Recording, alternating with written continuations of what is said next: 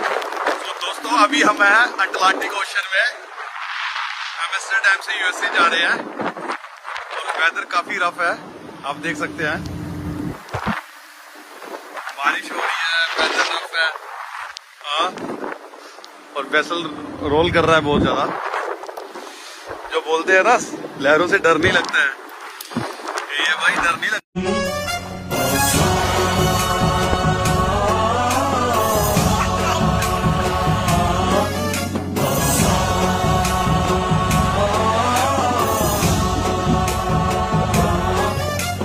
गणनायकाय गणदैवताय गणाध्यक्षाय धीमहि गुणशरीराय गुणमण्डिताय गुणेशानाय धीमहि गुणातीताय गुणाधीशाय गुणप्रविष्टाय धीमहि